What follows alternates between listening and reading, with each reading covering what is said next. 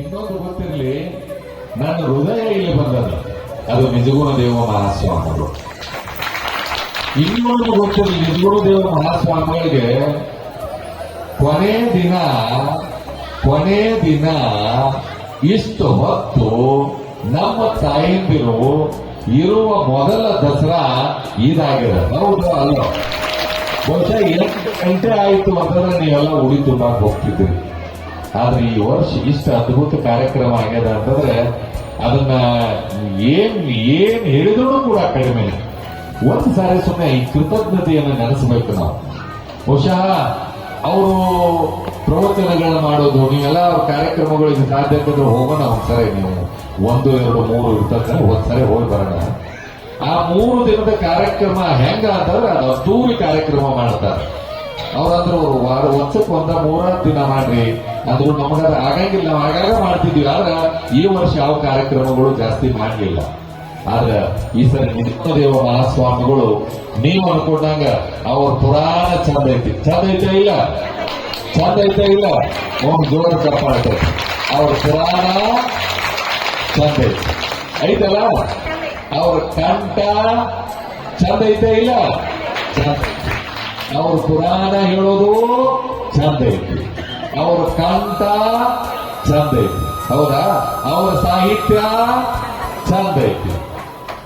60 ದಾಟಿ 63ಕ್ಕೆ ಬಂದ್ರು ನೋಡಕ್ ಚಂದ ಅದನ್ನಿಲ್ಲ ಗಬ್ರು, ನೋಡಕ್ಕೂ ಚಂದ ಅದ.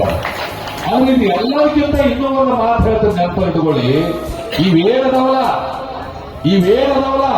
ಇವೆಲ್ಲದಕ್ಕಿಂತ ಹೆಚ್ಚಾಗಿ ನಾವು ಒಂದು ಮಾತು ಹೇಳಿದ್ರೆ ಸಾಕು. ಅವರು ನಾನು ನೆನಪಿಟ್ಕೊಳ್ಳಿ, ನಾನು ಸೊಕ್ಕಿನಿಂದ ಅಂತಲ್ಲ, ಹಕ್ಕಿನಿಂದ ನೀವು ಬರಬೇಕು ಅಷ್ಟ. ಬಹುಶಃ ನಿಮ್ಗೆ ಹೇಳ್ತೀನಿ, ಇವತ್ತು ನಾಳೆ ಬೆಳಿಗ್ಗೆ ಹೋಗ್ತಾರೆ, ನಿಮ್ಗೆ ಪರೀಕ್ಷೆ ಮಾಡೋನು ನಾಳೆ ಮಧ್ಯಾಹ್ನ ಫೋನ್ ಮಾಡಿ 10 ತಾಸಿನಾಗ ಅವ್ರು ಬರ್ಲಿಲ್ಲ ಅಂತಂದ್ರೆ ನೀನು ಹೇಳಿದ್ದು ಕೊಡ್ತೀನಿ. ಅಂದ್ರೆ ಅವರಿಗೆ ನಮಗೆ ಇರುವ ಸಂಬಂಧ. ಬಹುಶಃ ಈ ವರ್ಷ ಬಹಳಷ್ಟು ಜನ ಖುಷಿಯಾಗಿದ್ದಾರೆ, ನಮ್ಮ ತಾಯಿಯಂತರಂತೂ ಬಹಳ ಖುಷಿಯಾಗಿದ್ದಾರೆ. ಅದಕ್ಕಾಗಿ ನಿಜಗುಣ ದೇವ ಮಹಾಸ್ವಾಮಿಗಳಿಗೆ ನಾವು ಅವ್ರು ಹೇಳಿದ್ರು.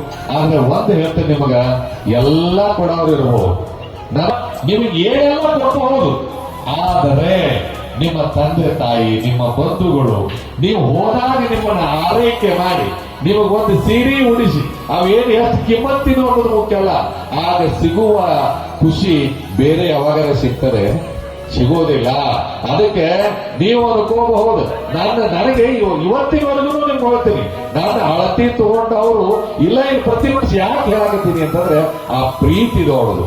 ಬಹುಶಃ ನಿಟ್ಟಿನೊಳಗ ಪರಮ ಪೂಜ್ಯ ನಿಜಗುಣ ದೇವ ಮಹಾಸ್ವಾಮಿಗಳ ಅವ್ರ ಋಣ ಅದು ಅದೇನು ನನಗೆ ಗೊತ್ತಿಲ್ಲ, ಅದೇನು ಅನ್ನಕ್ಕೂ ನಾವು ಹೋಗಲ್ಲ.